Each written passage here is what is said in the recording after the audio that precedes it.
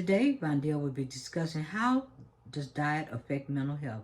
He got the opportunity to review a tape from a diary of a CEO, and he had this topic on here, and it was demonstrating how the diet affects people with ADHD and autism. And the doctor he brought on was from Harvard University, Dr. Chris Palmer. So, Vondell, could you tell us about what you reviewed? What I reviewed today, and this is on my community tab, is about your lifestyle changes that increases the chances of ADHD and autism and other mental unique abilities because of the food that you eat. So Dr. Palmer felt that if you had something that would work for you, to what? To keep doing what you're doing. But his overall But thing, his overall thing is that medicine is not going to work when it comes to mental illness. and Period. and it hasn't been And working. hasn't been working for 50 years. So what was Dr. Palmer's kind of view uh, on looking at the problems with ADHD and autism and just mental health in general? He was looking at your diet as your style that would be for mental health. We're focusing too much on the symptom, but not on the root cause, which is the mental health professionals laughed at the idea of diet affecting mental health and your behavior. And so a lot of times on the surface, it looks like you may have depression and anxiety, but the underlying The underlying issue is you're eating horrible foods that's causing the depression and the anxiety in the first place. And And you're poisoning your body. You're having a metabolic meltdown. a metabolic meltdown. And so that can have a significant impact on mental health and play a role in the development, severity, and management of mental illness. And here are some ways in which your diet can affect mental health. By the nutritional deficiency, a poor diet lacking essential nutrients such as omega-3 fatty acids, vitamins, minerals, and amino acids can contribute to mental health issues. And for example, deficiencies in nutrients like B vitamins, zinc, magnesium have been linked to conditions such as depression and anxiety. So a lot of the foods that we eat that, like when they talk about omega-3 fatty acids, that could be, you know, fish and like olive oil, things with leafy green vegetables, in our fruits and vegetables.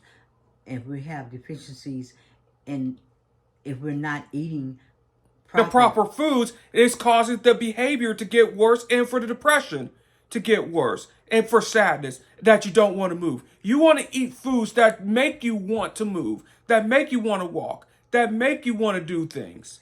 what did you think about when Dr. What is Chris said that Dr. Chris Palmer said that um, in Canada they have viewed mental health as a what? As a chronic disease, And they were doing assisted what? they were doing assisted suicide with the monitor of the doctor. There is hope. It's not permanent. Mental health is not permanent. And they also viewed mental illness as being what? As a terminal disease, which is mental health is not a terminal disease if you fix the underlying issues. Governments don't want to fix the terminal issue. They just want to have a short term and get reelected. That's what it's really about. Oh, so next we'll go. So basically, you have all these people that have information that could help Americans and their health, but it is going into the pockets of people in Washington, D.C., and you call them. Yeah, the pharmaceutical companies, the politicians, they don't want to help. They just want to keep the problem going. We spend billions of dollars a year on health, but yet and still we have the poorest. We have the poorest outcomes. Yes. The poorest outcome. In the United States, we're the 63rd nation in the world when it comes to health. 63rd in terms of healthcare system. And so people are not getting. The proper help that they need. Are they getting better or They're worse? getting worse. They're getting worse. For the last 50 years, they're getting worse. And how did he view the kids that were? They're getting worse. They're not getting better at all. And the children in schools, how did he view them? They view the children in school. They're not getting better either. What did the teachers? What did he say? You could ask some. You could ask some of the teachers. About the kids? About the kids. And what did he say? He said about with the teachers that I'm not one that was past looking over the fact about the behavior when they have a temper tantrum. Okay. And those temper tantrums arises from not so much as Not so much as their behavior, as their act intentionally, it's the act of their diet. all right. So next we'll go to inflammation. Certain foods such as those high in sugar, and a lot of our kids get a lot of sugar, saturated fats, and processed ingredients can lead to inflammation in the body. Inflammation is believed to play a role in the development of mental health disorders like depression, anxiety, and even schizophrenia. Yeah. So basically, you have a diet that consists of what? I have a diet consists of grass-fed meat, grass-fed yogurt, good foods, and healthy habits, lifestyle. And whenever your behavior escalated, you had what? I had too much sugar in my body. I was having a metabolic meltdown. It was not that I was doing intentional behavior and everything. I was having a metabolic background. Meltdown. Meltdown, right. And so once the diet changed, I changed my behavior. And you lost the what? I lost a lot of weight by changing my diet. Before I even walked and did other things, I looked to my diet first. That's the first thing you got to do. Your diet and your lifestyle is the first thing before anything else. Because black, brown-based communities are at the highest risk of having what? They're at the highest risk of having heart disease, asthma, sickle cell anemia, diabetes. Right. And so that means that we need to do everything that we possibly can to what? Change our... We need to do everything we can to change our diet and getting off of processed foods and processed diets. And what I call in the black community, slave food in the black community. Oh. Like the chitlins. Oh my God. And the pig feet.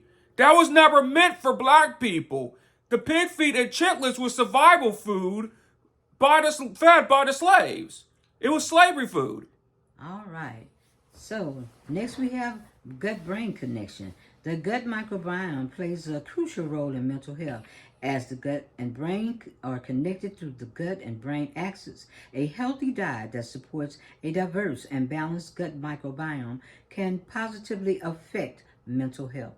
So whatever goes into your mouth goes to your stomach. It goes to your brain. Yes, that they have a whatever goes down is going to affect you, because if you're feeling bad, then the brain is going to process what? Feeling bad. Feeling bad. Brain fog. It's going to be brain fog. It's going to cause you brain fog. It's not going to make you going to concentrate less. And what else is connected to gut brain, what they saw and they consider in metabolic syndrome as what? Type what? It's type 3 diabetes, such as Alzheimer's. Alzheimer's, dementia. Dementia. They connected that to gut-brain connection. Yes. And so there's a lot of work that's been done in that area. The thing that's very troubling is that even though we put out a lot of money, our United States, we're not getting better. No, we're not getting better. We're getting worse, and that's good news for the pharmaceutical companies, and bad news for natural health. And bad news for natural health. So, next we'll go to blood sugar levels. Diet high in refined sugars and carbohydrates can cause fluctuation in blood sugar levels, leading to mood swings, irritability, and fatigue. Stable blood sugar levels are important for maintaining a stable mood. Now, this gets into the area of what? This gets into your emotions. Into the area of diabetes. They're diabetes. And if you're diabetics, most people that are diagnosed with diabetes, 40% of the time will have chronic kidney disease. Yeah. And when we're talking about diabetes, this is systemic, and it affects your eyes, your heart, your liver, your kidneys, and most of all, it's not one specific area of a disease. It's a comprehensive disease. Comprehensive, or a metabolic. Yeah, it's a metabolic dysfunction. That's right. And Then we talk about weight and body image. If you have poor diets, which can contribute to your weight gain and body image issues, which in turn can affect self-esteem, mood, and mental health. Now he talked about the weight of what? Women that were what? That were obese, that were very bigger. And people that were pregnant, that were obese, is highly likely to have children that were born with autism and ADHD. You're at higher risk for the children to have ADHD and autism if you're overweight. Okay. So basically saying that if we don't have a nutritional diet, we're going to see signs of, and if people say behavior disorders, they're not behavior disorders. They're not behavior disorders, they're metabolical disorders. Right. That's just what it is. It's not a behavior. We need to stop looking at it from a behavioral disorder and look at it as a metabolic malfunction. Absolutely. And that's the big controversy because most doctors are kind of stuck in their way, saying that it's a behavioral disorder. It's not if you just get rid of the crap food that's causing the behavior, underlying behavior to begin with. Also, we have eating disorders. Extreme dietary habits such as those seen in eating disorders like anorexic, meaning that you have this image in your head that you're bigger, which you're not. You're a good size or you're small. Or bulimia nervosa, which is that you're that's a eating disorder where people I guess constantly throw up. Yeah. And to keep from becoming fat, becoming obese. Fat. And it can have a severe consequences on both your physical and mental health. Yes. These two are interconnected. You cannot work on your health without it affecting the mental aspect of your body and your mind. So the two are interconnected. They're interconnected and together. You cannot separate physical health and mental health. We need to stop doing that. Next, we have medication interaction. Some psychiatric medications may interfere with certain foods or nutrients, affecting the effectiveness of causing side effects. What they call the cover your ass thing when you have side effects, complications. That's why I am against having medicine to treat psychiatric or mental health issues. Period. I emphasize on lifestyle and food and environment. Those are the things I emphasize of, and I am opposed to any medication for mental health. So during your journey of going through your diagnosis, did you take any medication? No, I did not. It was my food. It was my food. That was the problem. Once that I began understanding it was my food that's the problem, I changed my food and I improved better. And I began to read more and understand more. It's hard for people to make changes and adapt to these changes, and they don't take the time to step back and learn that they can do things for their health. They can do things for their health, and it's not hopeless, folks. It's not people that have that type of thinking that don't think that that is permanent. It's the victim mentality. That's another one that needs to be defeated as well. And also, when you go to the doctor, you have to keep in mind that, yes, you have a doctor there, but it starts at home. It starts with yourself. It starts with your lifestyle. It starts with the choices that you eat in terms of quality food and and environment. It doesn't start with your doctor at all, because the doctor don't have your best interests at heart. Period. Diet can influence mental health. It does not replace professional treatment for mental illness, and we understand that. What we're basically saying is that we're not telling anybody to go out there and it's going to be all diet, because it could be the combination of two. We've had some excellent doctors out there that have put excellent books out there, and excellent holistic doctors. And a couple of books that we have right here, Vondell, is show them is Eat to Beat Disease, and this is a book that we use, and it's an exceptional book. You can get it on auditory form. Also, it has been out there for a very long time. And subscribe to Dr. William Lee too. And Dr. Lee has also put out a second Book called Eat to Beat Your Diet. And at hold it up where they can see it. Eat to Beat Your Diet. And this book says it burns fat, heals your metabolism, and you live longer. And that's what we want to do without the special treatments or unnecessary treatments. We want to kind of get away from using medicine and having all the side effects when you can basically kind of eat your way back to being healthy and having a preventative measure so that you can maintain a longer lifestyle. Now, Vondell, what did you think about Dr. Chris tape? I think it was a very excellent tape, a very good one, not just for parents, but for anyone that studies about Asperger, the rise of autism, and the rise of ADHD. It's because of it's your diet. You can heal it.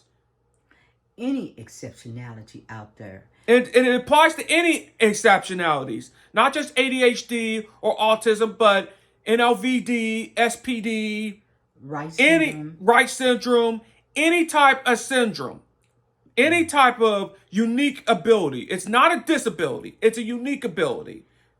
What we have to do in this day and time, 2024, is to hear what the patient has to say, to listen to their concerns, and not just throw them on medication.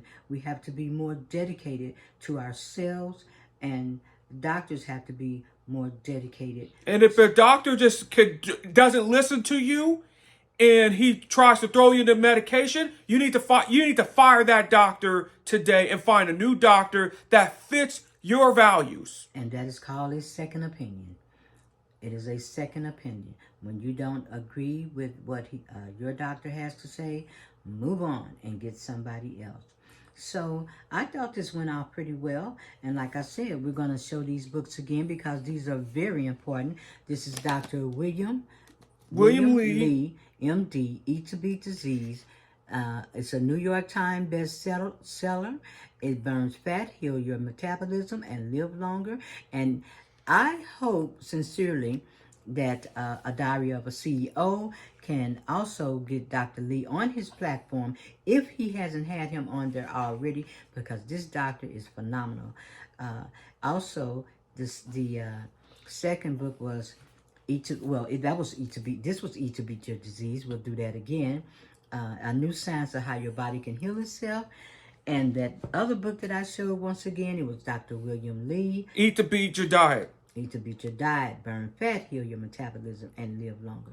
And so, any more last words, Vondell? In the last words, I have to say that subscribe to The Truth. Subscribe to people like Diary of a CEO so you can listen to more of his wonderful, excellent content. And subscribe to Dr. William Lee. And subscribe to my channel, Vondell Garrett, for the truth and for real information, not the lies. We have enough lies in the mainstream media, and we have enough lies and ignorance on YouTube. Enough with the ignorance, enough with the lies. If you're not ignorant, subscribe to these channels. All right. On that note, keep yourself very healthy, read properly, and I am out, and stay away from the fake news.